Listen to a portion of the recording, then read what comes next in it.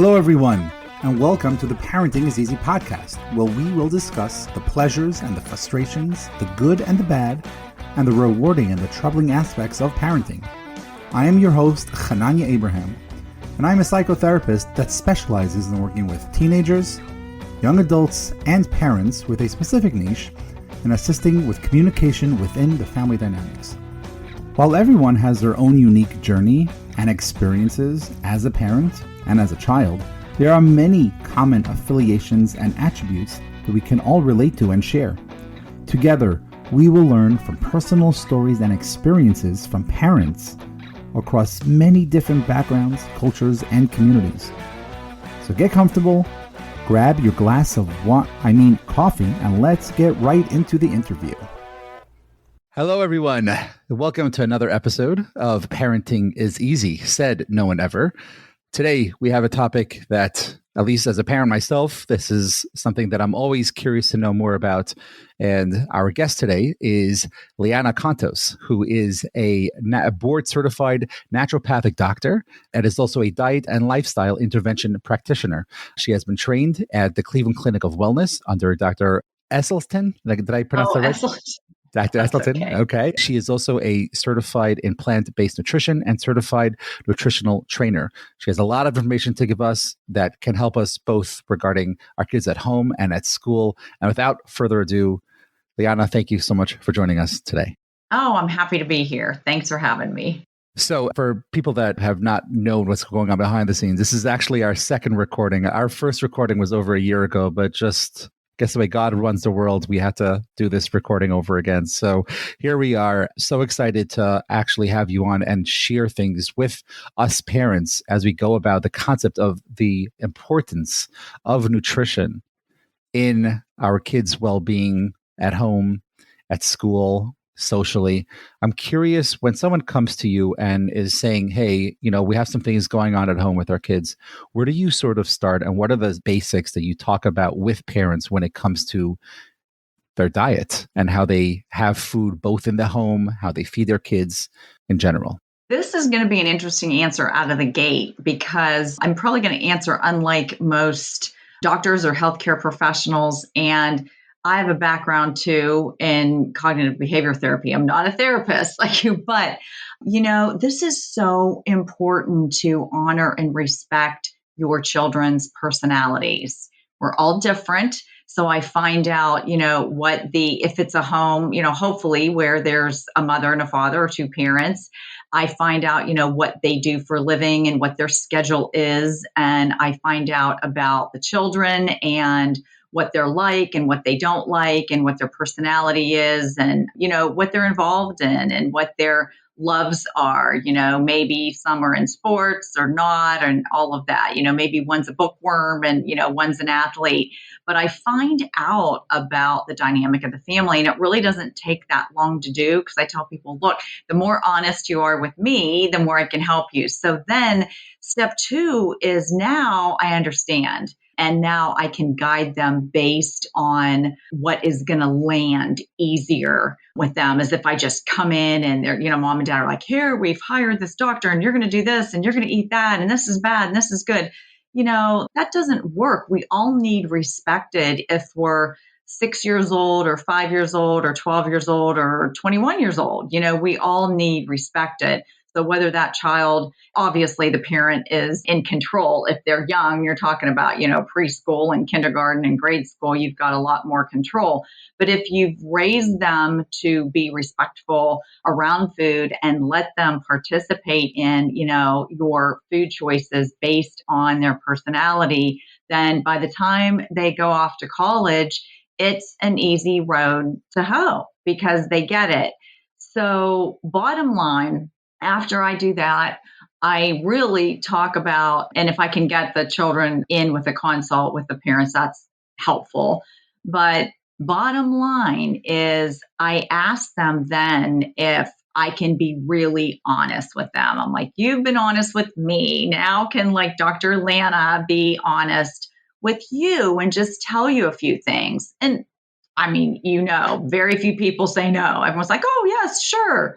And so then I go in and keep it really simple. And I tell them about certain food groups that honestly are dangerous. And we're not taught that. It's not taught in medical schools. It's not taught in nursing schools. It's What do you taught mean in by dietetic schools. dangerous? So dangerous is a dangerous, touchy, negative word, right? So the way I put it is I don't come out and say to them, oh my gosh, this is so dangerous. This promotes disease. This is terrible. And I'm going to start with dairy out of the gate. And that makes everybody go a little crazy. And why is that? What is it about dairy that can be dangerous? Right. I'll share that with everyone. And what I do is I share based on their personality why this would be bad for them. So talking about dairy and what the problem is, and I want to start out too and share that this isn't my opinion. It's not my take on food. This is based on gold standard peer-reviewed science on the largest nutritional study done on human beings in the history of mankind. It's done in the China study. Dr. Campbell from Cornell trained me for 6 years. So dairy is a tumor promoter. Dairy promotes cancerous tumor growth. That's out of the gate, the gobsmacked hit you in the head with a 2x4 statement. But dairy leaches minerals from your bones and teeth. Dairy paralyzes that peristaltic action in your gut, the squeezing action that moves your food through your GI tract. Dairy causes constipation. Dairy causes acne, ear, nose, and throat, allergies, brain fog. It's just a really bad player. It's a very acidic food. So you want your body to be in pH balance. Your blood needs to stay in a really narrow pH range. And so dairy is a very, very acidic food. So it's bad for your bone health, promotes acne, bad for your skin, bad for your ear, nose, and throat, bad for your gut. But it promotes tumor growth. Are we talking about like all dairy, or are we talking about things that have lactose inside of it? Or is there a difference if it's lactose? All. Any liquid from a cow, a sheep, a camel, or a goat. Doesn't matter if it's organic milk or 2%, 1%, and all those products that go with it. So what I do really quick is say we've got, I'm making this up, say we've got a 12-year-old girl and the boy's, 17 years old and he's on the football team. So I explain, this promotes really bad skin because no one that's 12 or 17 wants bad skin and to go to school. No one wants ear, nose, and throat. They get colds a lot with dairy. And then it's really tough on the GI tract. And if you're an athlete, you need, the muscles to work, you need energy and all of that. Dairy is just a bad player. So now they're paying attention because I've talked their language. I didn't just say, hey. Which I think is a very big thing when we're talking to kids in general, not just regarding nutrition, talking the language that they understand. So if we're saying no to something, it's not because I'm the authoritarian person. I'm saying no because it's not good for you in that situation. Obviously, when it comes to food, it's the same thing. But as you're talking, I think the biggest thing that's coming up for me is we live in a world here in America, and I'm sure it's in many other countries as well, where every 2 steps that you take, there's another product out there that's being sold that's dairy, from the ice creams to the coffees and everything in between, and the pizzas, obviously. First of all, how did we get there where it's so relevant and prevalent all around us? And at the same time, how are we supposed to, as parents, tell our kids to stop doing something that the entire world is doing? It's sort of like telling your kid, don't go on electronics, right? It's almost like that equivalent of it being so readily available and accessible to all of us and everything that we do. So how do we balance that? Great. How do we navigate all this? Well, I'm going to talk parent to parent here. First of all, it's business. It is business. Dairy is an industry, like the Beef Council is an industry. Pharmaceutical drugs are industry. And I was trained by medical doctors. I'm not against medicine. There's a time and a place, but no, dairy is an industry. It is a for-profit industry. The food industry is a for-profit industry. So make no mistake, they will do whatever they can to market, sell, make it, sexy, exciting. You're absolutely right. It is a business. It's a money game. The food industry is an absolute money game. So we as parents and adults, we get that.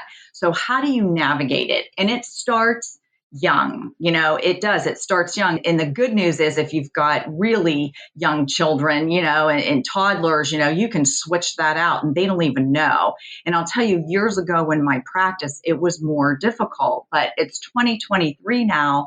And there are dairy substitutes, and I have these in my programs. There are dairy substitutes out there. And I want to be really clear. A lot of it's fattening, a lot of it's junk food, but there's plant-based dairy substitutes that are really easy to switch out. And your taste buds change in about 21 days. They downregulate. So, and I equate this to, so you can shift some plant milk in there, not soy, not cashew milk. That's really hard on the gut. But there's some, low sugar, low fat, Can you give organic. some examples? Yeah, sure. You want to look so they don't have gums in them, like xanthan gums is kind of hard on the gut, but do low sugar, low fat, like look for under 5 grams of sugar and under 5 grams of fat, honestly, per serving. From Look what? for low Are calorie, we low talking sugar. almond milk and macadamia milk and cashew milk? You say not cashew milk. That's not a good one. No. I'll tell you the good, the bad. The good is you can do organic almond milk because almonds have a high level of glyphosate, which is the weed killer that's sprayed on our food. So organic almond milk. You could do non-GMO oat milk, hemp milk, rice milk, flaxseed milk, and try the ones, experiment. And you're going to say, okay, this isn't bad. And you'll start to like it because your taste buds change. No cashew milk and no soy milk because it's really hard on the gut, actually can promote leaky gut, chips away at your gut lining. Be careful with coconut milk. It's full of saturated fat. So anything else, do low sugar, low fat. And I'm telling you, most kids, you don't even notice the difference.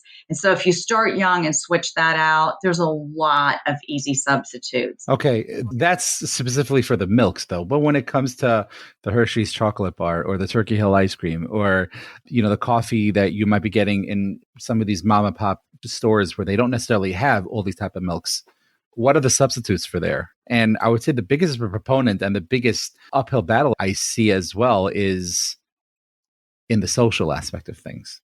And right. How do we navigate that? No, absolutely. And here's the key. It's not about being disciplinarian around it.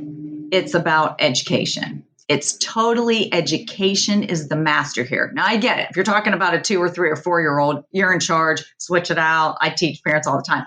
Now your child's older and it's about education. I'm a mom. That's why I'm here too. And our daughter's in college now. So she totally gets it. And she was the only one that didn't have issues with her menstrual cycle, didn't have, all of that, didn't have acne, any of that. Now, I'll share with you some substitutes and I'll share with you social, answer the social question. So the substitutes really are easy. And let's be honest, they're like vegetarian as far as the ice cream goes and all that. It's vegetarian junk food. I mean, it's sugar filled, fat filled, but there's lots of oat milk ice creams and all that. I'm going to give you all a super big trick now. And I have to thank my college age daughter for this, but there is something out there. I have nothing to do with this company, by the way, but you know what? As parents, Ninja, actually, they're so smart. They came out with, it's not a blender. It's called Creamy, Ninja Creamy. They're selling off the shelves like crazy. I have nothing to do with Ninja. I don't get anything for this, but get a Ninja Creamy. You can get the Breeze because it's a lot less expensive than the big old Ninja Creamy. You can put oat milk, almond milk, plant milk in there, put a frozen organic banana, and you can put a scoop of plant-based protein in there, add some vanilla, add whatever you want, and whip it up first in a blender, and then you pour them in the little pint-size Ninja Creamy containers, and you freeze them. And then the next night, you have to freeze them, everybody. I learned as a mom, you have to freeze them overnight. But then your kids could make their own. You're putting them in a blender, they're all mixed up, and then you freeze them in the freezer overnight so they can each make their own, put a scoop of plant-based protein powder in there, and you get it to taste good. So your child tastes it before it's frozen. They're like, yeah, that's pretty good. Frozen organic bananas are magical. They make everything sweeter. And then the next day, you connect the frozen pint container into the Ninja Creamy machine. And I'm telling you, it's ice cream. I don't know how it grinds down. So, anyway, that's kind of a cool thing to do. I'm even helping people with their aging parents make them Ninja Creamy ice cream that's plant based, non dairy.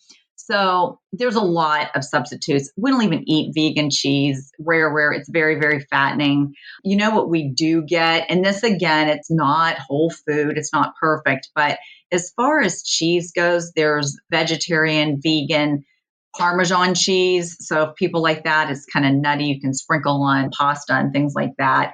But it's education. You get to the point you're like, you don't want to eat the cheese. You don't want to drink the milk because you don't want all the symptoms. Once you understand, there's a litany of things that animal milk does to your body. So by the time the child's older, they're like, okay, I get it. They don't want it.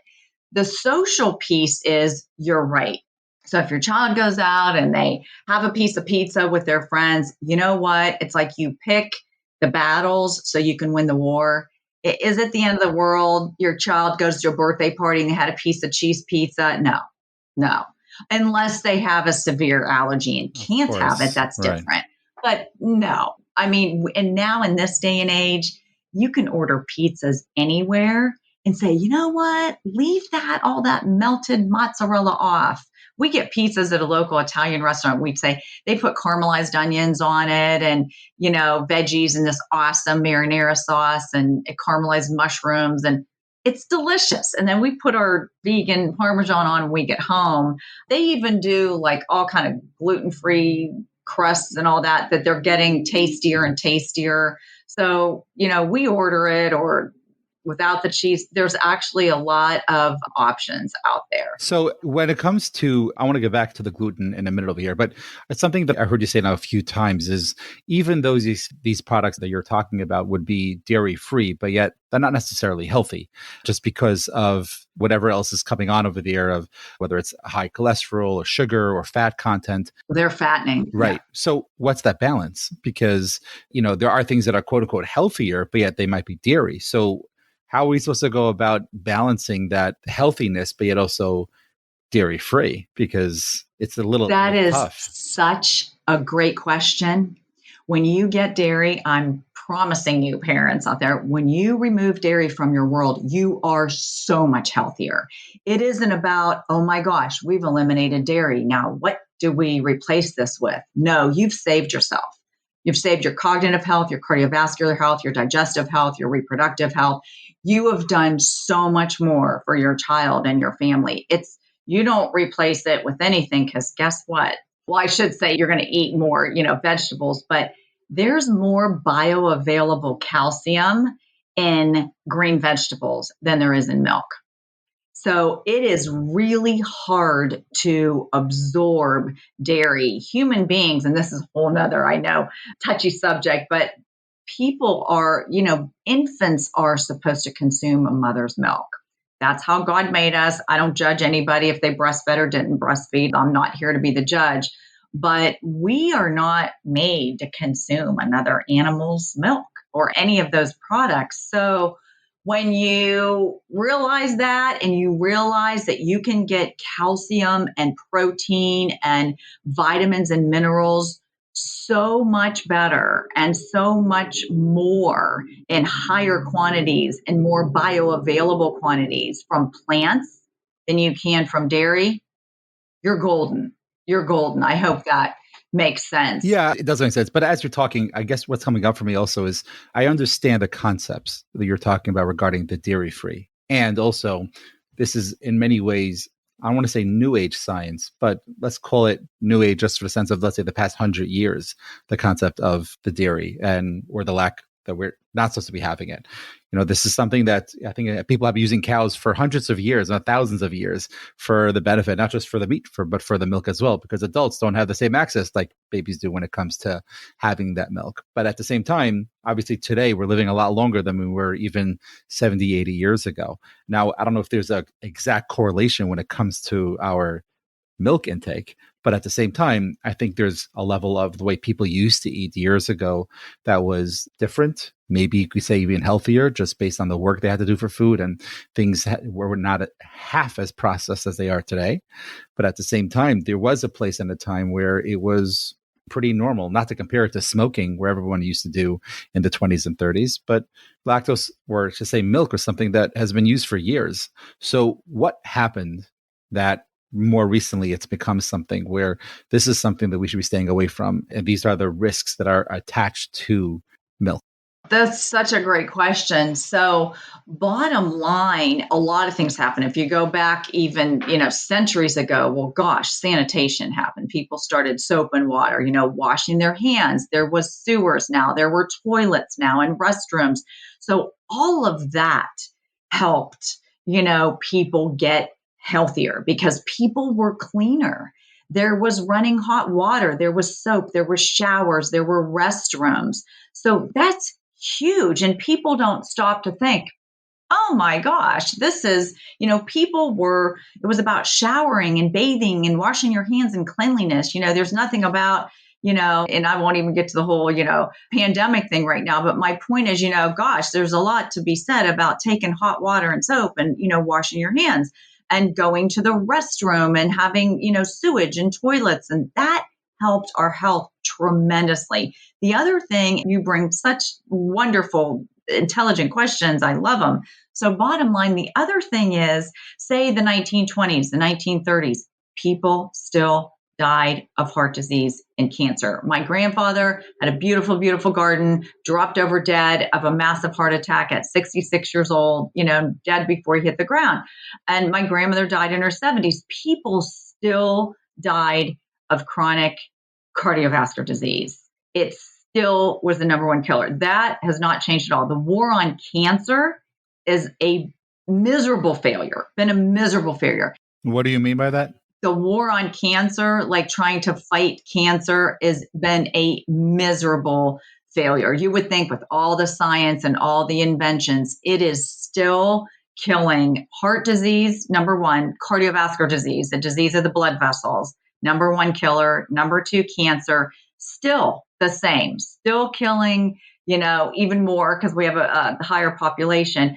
But the other thing I want to point out from your question is, and this is important, think about how people lived. Yes, there were cows. Yes, they had milk, but they got up.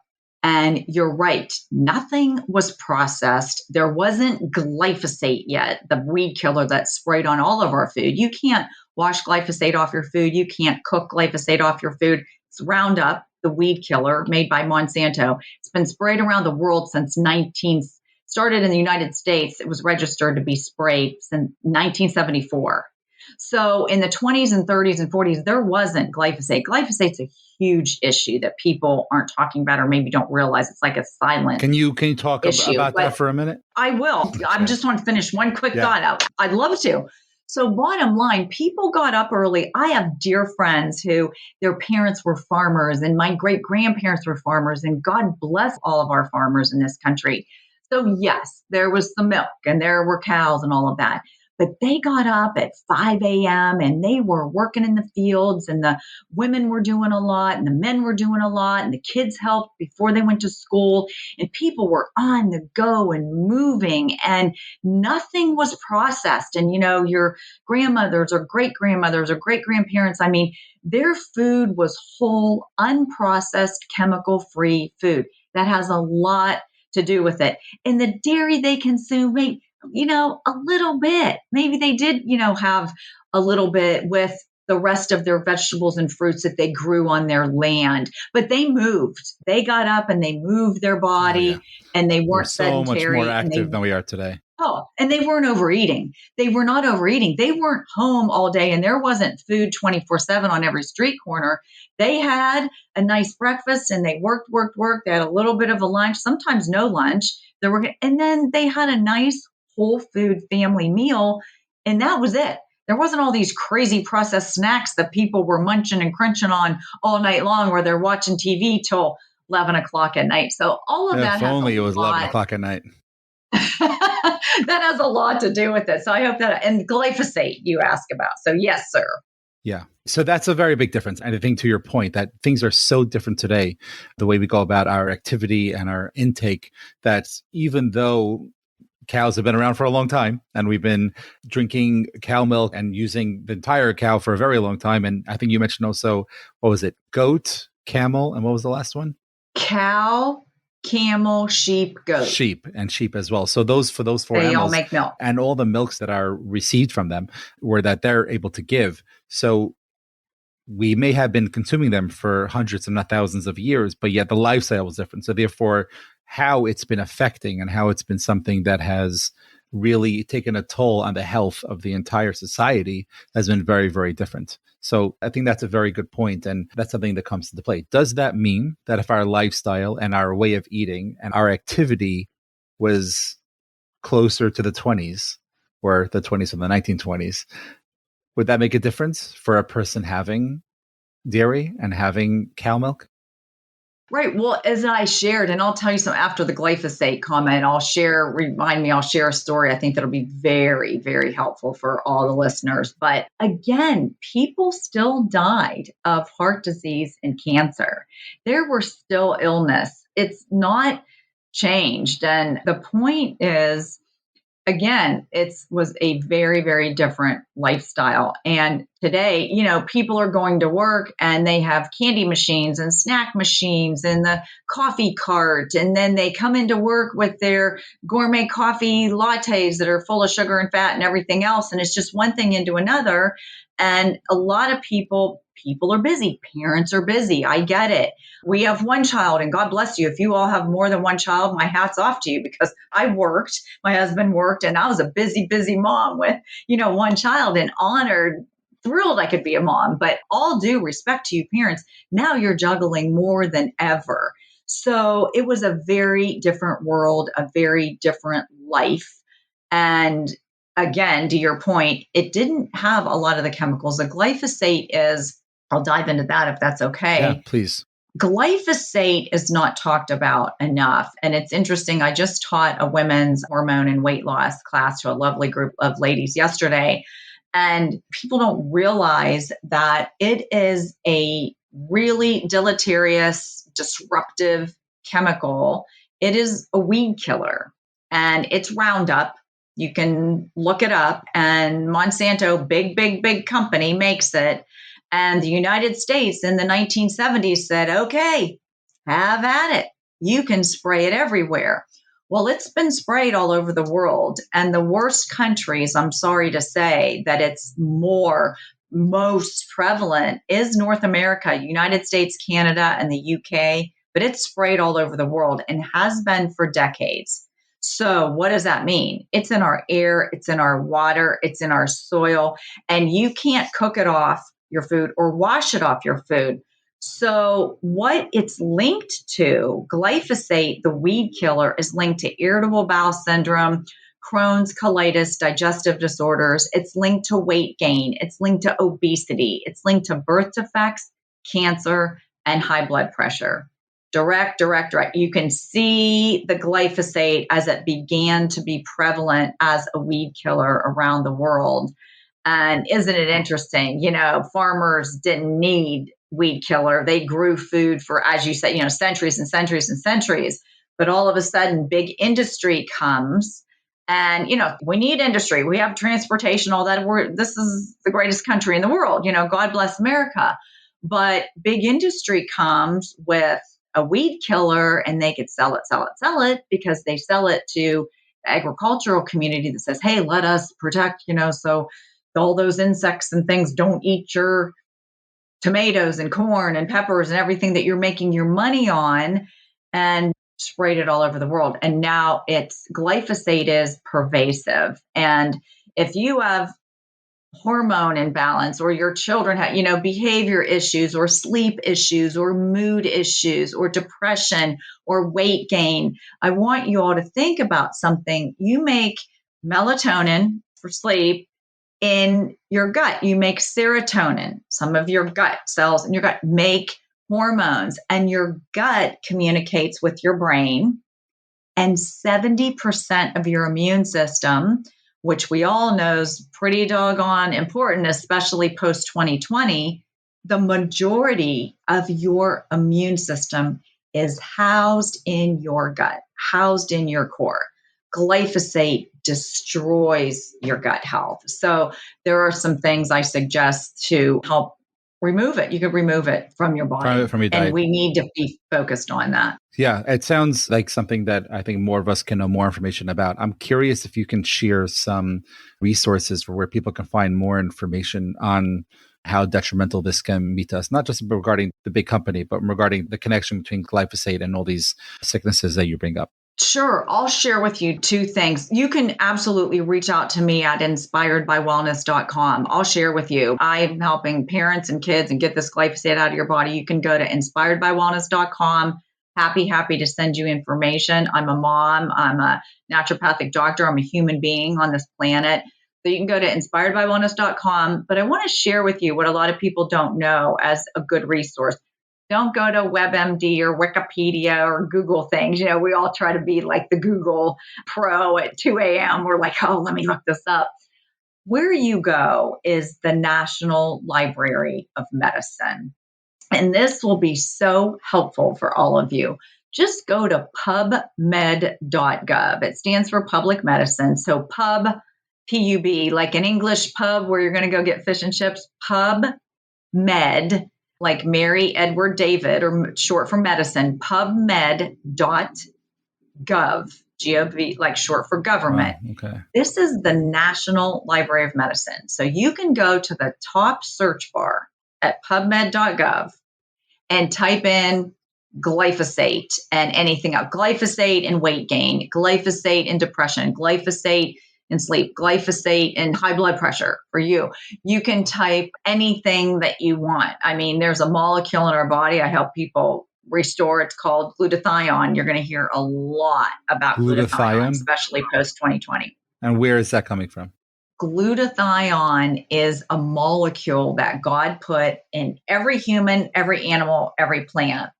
And we die without it. It is a molecule. It's in your babies, your toddlers, your children. It's in all of us. You can go to pubmed.gov and type glutathione. And I promise you that doctor, that Liana, she was talking about that.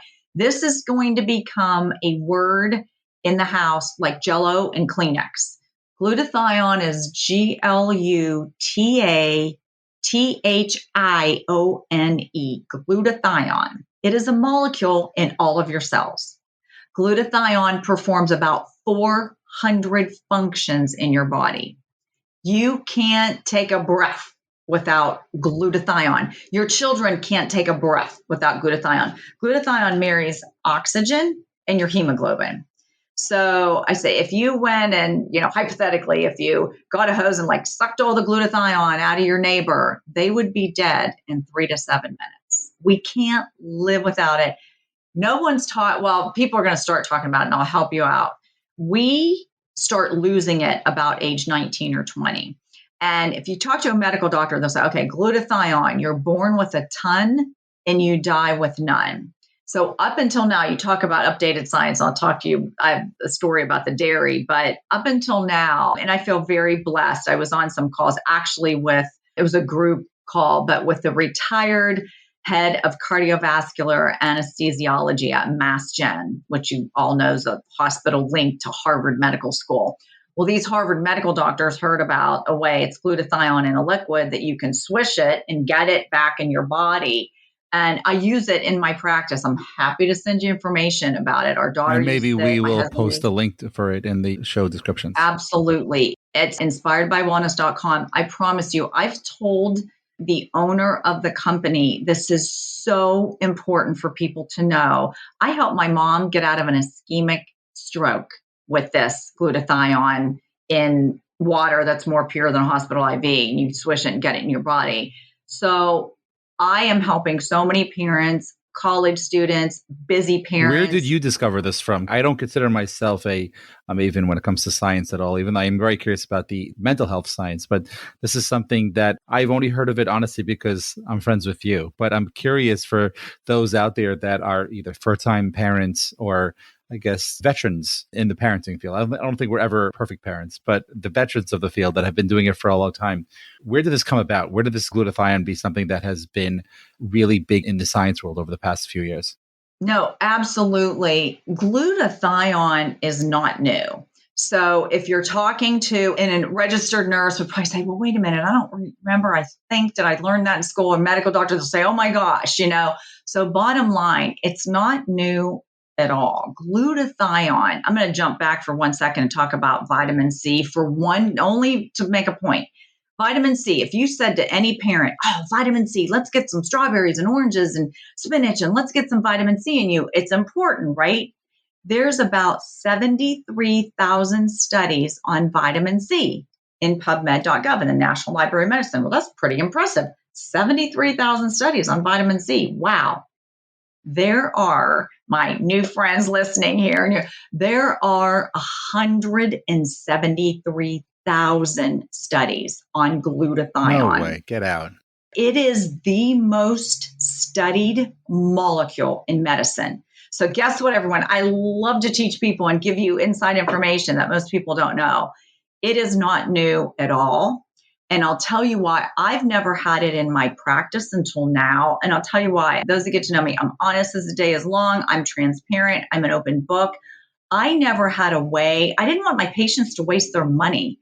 I never had a way to help them get glutathione in their body unless they went to a medical doctor and got a glutathione IV. And that's $400 to $600 and only lasts 6 hours. And who's going to drive to their doctor's office every day and get hooked up to an IV for 30, 40 minutes? And it's just now in an emergency situation and glutathione IVs. Oh my gosh. Yes, of course. It's great. And it's anti-aging. It keeps you younger. It's fabulous for your brain. Like all of the mental health, all the function of your brain and your liver require far more glutathione than most other organs, but it's in every cell. So it's not new, but you're going to start hearing, and I want to help everyone because, and I don't want to dive off into this rabbit hole, but COVID's coming again. And I'm not, the whole thing and the viruses and the variants and the vaccines, all of that is, and I'm not being disrespectful or saying, you know what, we need to be healthy. But those viruses, that is pneumonia. COVID's pneumonia.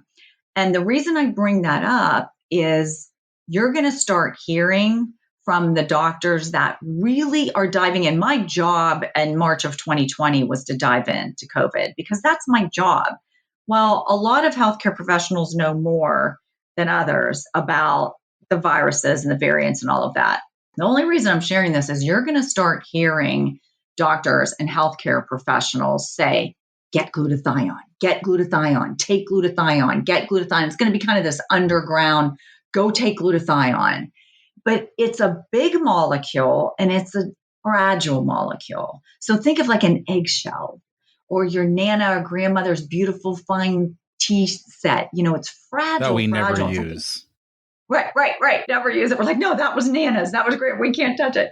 But you keep the kids away from it, right? It's in the china cabinet. But it's a very delicate molecule like an eggshell and it's big. So all of the glutathione supplements out there, and there's hundreds of glutathione supplements, and don't ever get a supplement on Amazon, by the way. It's usually painted, and don't get other stuff from Amazon, but not something that you're going to take. But my point is it's really important to start to learn about this. The powders and pills and all that, the glutathione gets eaten up in the digestive system, never makes it in your bloodstream, never makes it in the cell. So people are wasting money on all these glutathione supplements.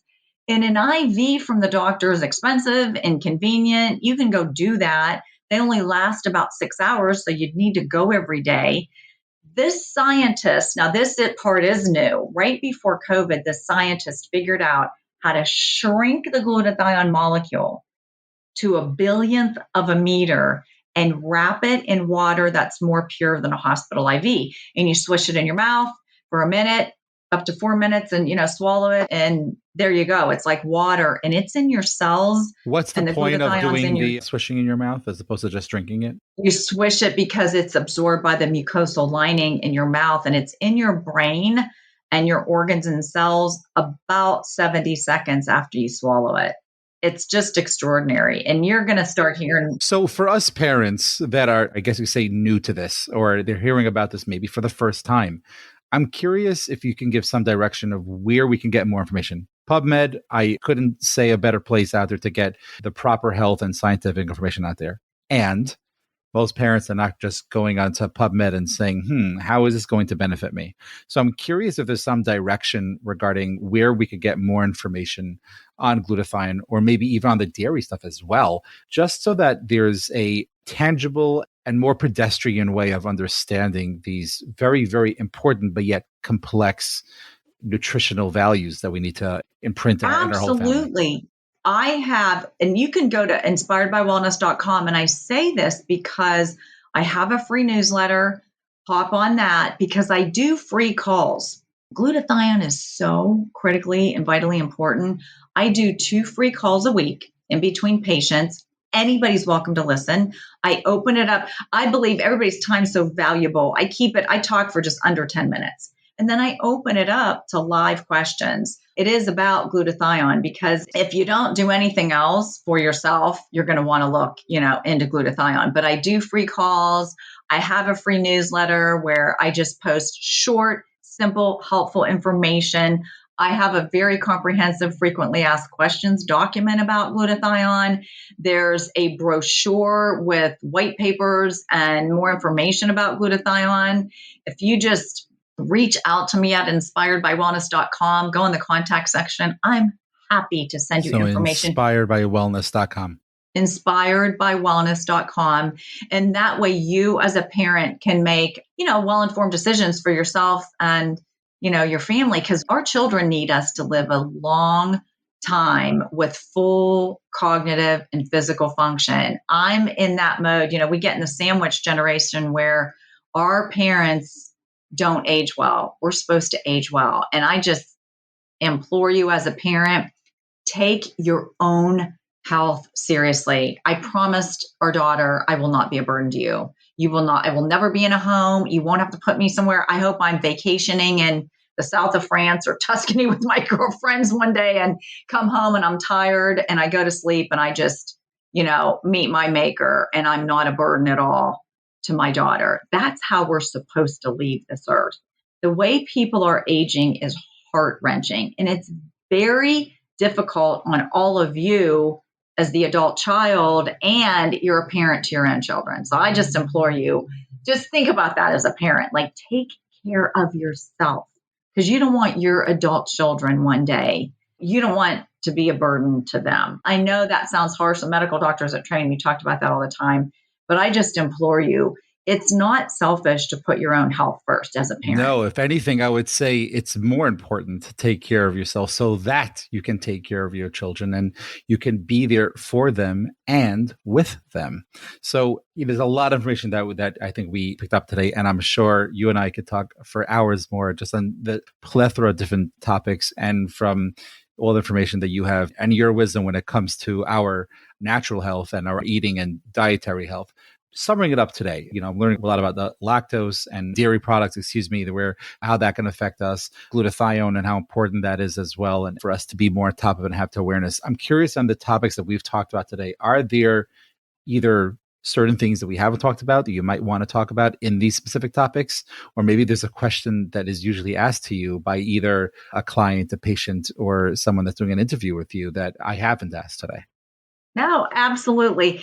You did mention gluten. I am a digestive health specialist, so I'll kind of wrap that up. And before I say that, I do want to, if you don't mind, just a super duper quick story about why the animal protein in the dairy. So Dr. Campbell, and I want to give you 2 references, everyone. I'll give you some homework as a parent, but you're going to love this. And I think appreciate this. You asked about references. Get the book, The China Study, on Amazon. It's very inexpensive. The China Study. Dr. Campbell trained me. Him and his son, who's a medical doctor, wrote the book. It details the largest nutritional study done on human beings in the history of mankind. You're going to knock your socks off. You can read a page or 2 a night. I know you're a busy parent. The China Study. Get that book. Then you can go to Netflix or all that. Ask your kids or teenagers. You can go download a documentary film. It's only 90 minutes watch it with your family. Watch it twice. Watch it twice with your family. Watch it 1 week, and then the next week, watch it again with your family and your kids that are old enough to watch it. It's called Forks Over Knives. Yes. And the fork is a scalpel over food. Forks Over Knives. I was personally trained by those doctors in the film, Dr. Campbell from Cornell, Dr. Esselstyn from the Cleveland Clinic. Watch Forks Over Knives. It's a 90-minute documentary. It'll change your life. And there's a quick story, and then I'll finish with gluten. I think that'll be helpful for your parents. The quick story is Dr. Campbell, when he was at Cornell, they were summoned, a group of scientists, group of doctors were summoned to the island of the Philippines because the children were dying of liver cancer and no one could figure it out. It was horrible. So they get to the island, they start doing research, and the end of the story is they found out that it was the wealthy, affluent children that were from the families of affluence, the families of wealth, because those children were eating meat and milk, meat and milk, meat and milk, meat, milk, cheese, because they could afford it. So that was the core of their diet in a wealthy, affluent family. The poor children who could not, their families could afford nothing but clean water, rice, some fruit and vegetables. So the children that were not from affluent families grew up on plain rice, fruits and vegetables, and plain clean water, because that's all those families could afford. Those were the healthiest children on the planet. No ear, nose, and throat, no allergies, no depression, no anxiety, no issues, no skin issues, no gut issues, no liver cancer in the rice, fruits, and vegetables children in the water. The liver cancer was in the children living on meat, milk, and cheese. And so they go back to Cornell. This was decades ago. This was the late 60s. They go back to Cornell. Can you imagine? They go back to one of the, a prestigious university in the United States, everyone. And Dr. Campbell's like, dare we say, is animal protein killing us? Animal protein is promoting cancer? Like, oh my gosh. So they started doing research. And so they started on rats. Obviously, you can't do cancer research on human beings. So they started with rats because they metabolize protein, kind of similar to human beings. So rats, they were feeding rats organic dairy, and they were growing liver cancer, liver tumors, cancer lesions in their livers of the rats. They pulled the organic dairy away from the rats, and the lesions in the liver, cancerous tumors and malignant tumors started to reduce. They were turning cancer off and on with the induction of organic dairy. And so anyway, the whole preponderance of the study is in the book, The China Study, but I just wanted to share that because it's important. That is amazing. So to finish with gluten in a nutshell, to help everybody, I know gluten, and you're like, what the heck do we believe? Where do we go? So bottom line, most people are not gluten intolerant, maybe about 15 to 18% of the world. So I'm sharing with you, if you have a child and they're like, oh my gosh, they have ADD or ADHD, or they've got some kind of behavioral issues, or, and they want to put them on, Ritalin or antidepressants and all of these things, I encourage you, stop. Pull dairy and gluten out of their world, make it fun. There's all kind of, gluten-free things that you can do.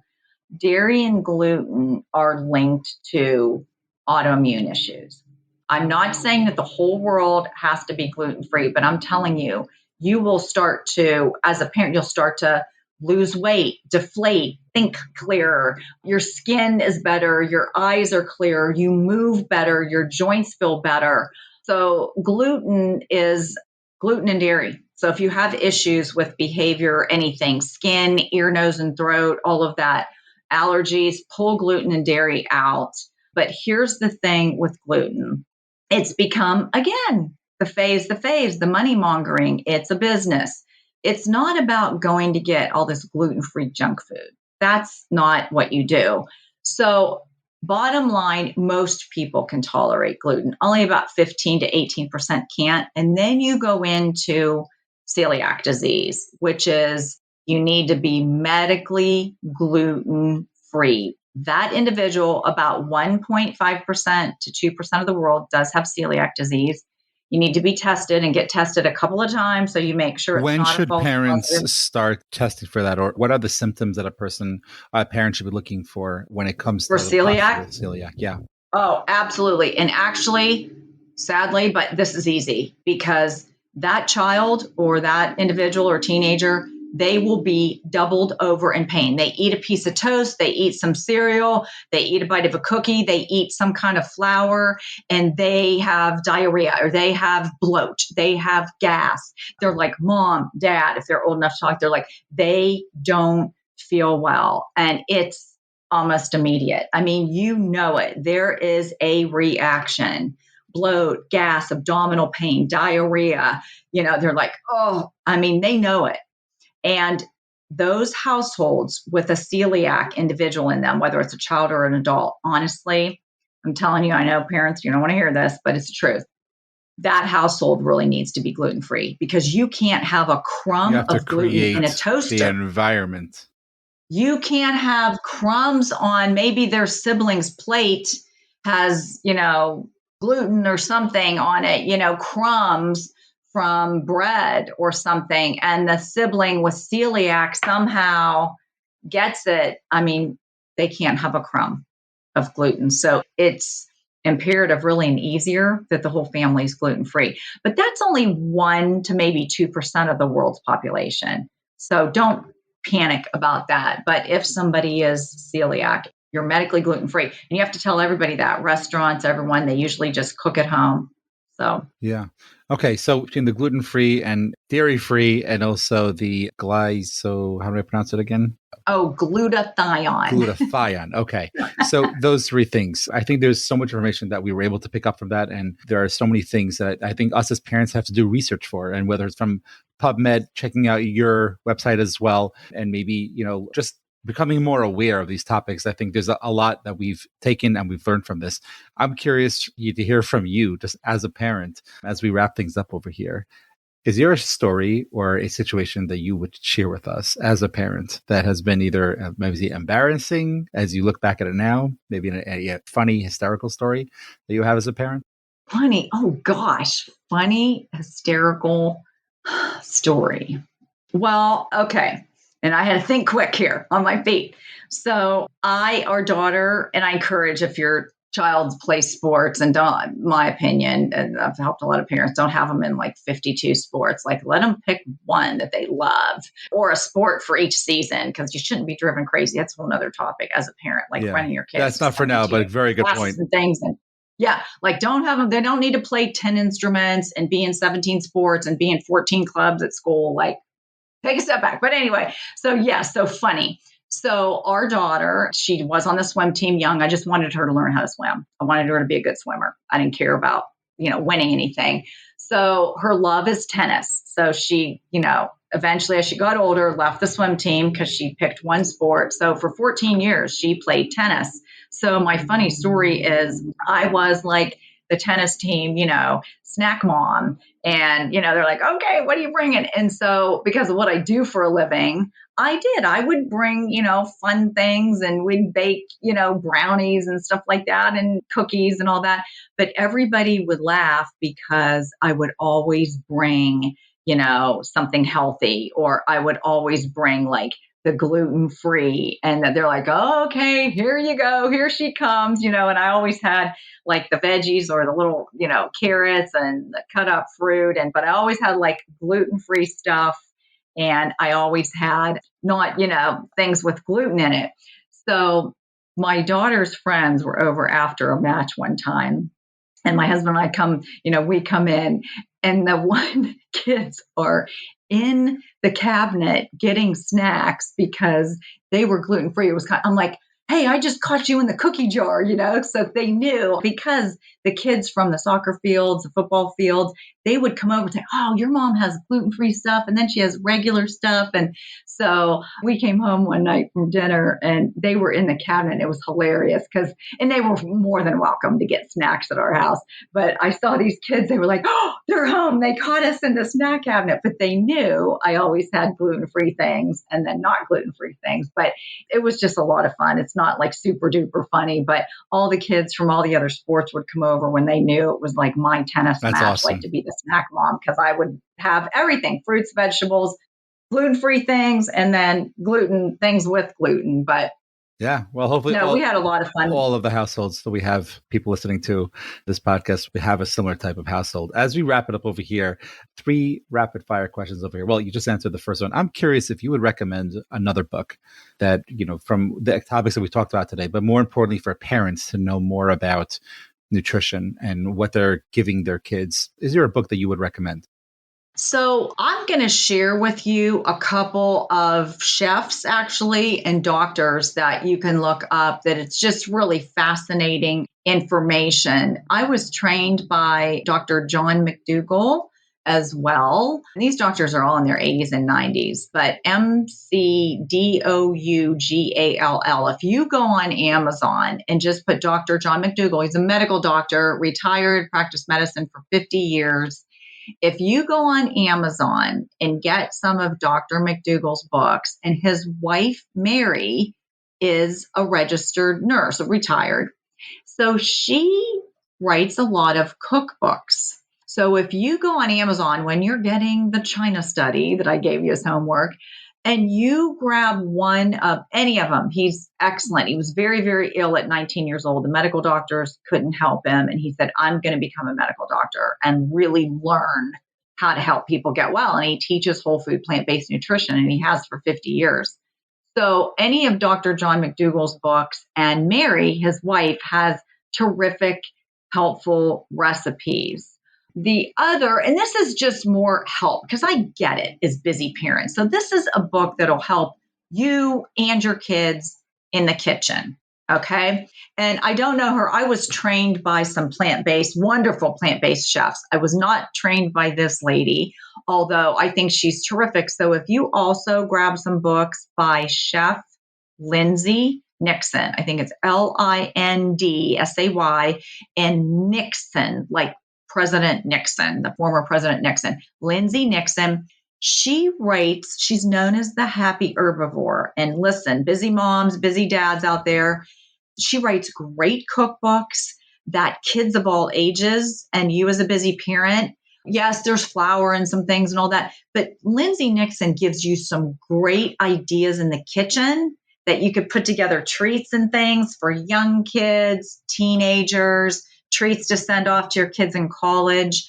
And she just makes it fun. But I think Lindsay Nixon's cookbooks and the Happy Herbivore would be very helpful for parents and your kids too. Okay, that's great. And just for our listeners, the documentary that we were talking about earlier, Forks Over Knives, can also be found on Amazon and not just Netflix.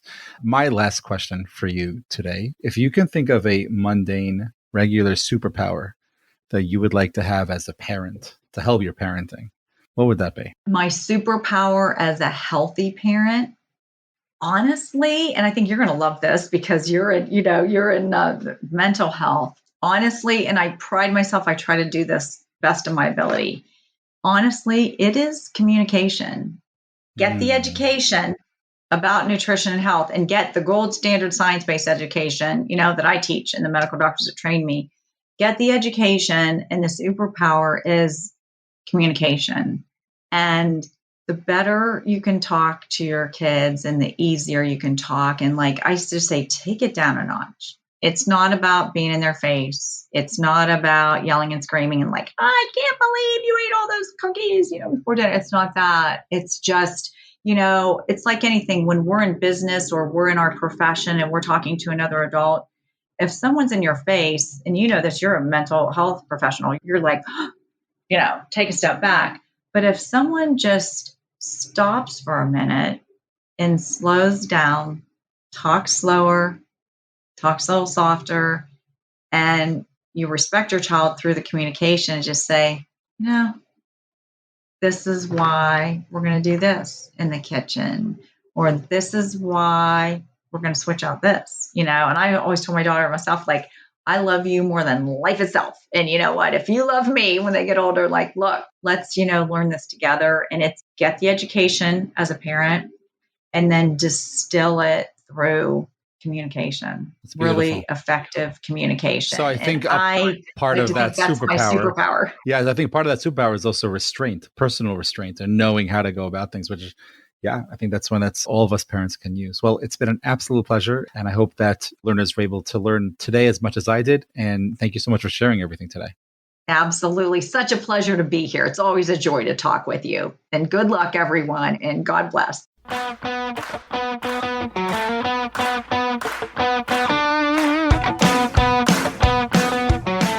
Hey again.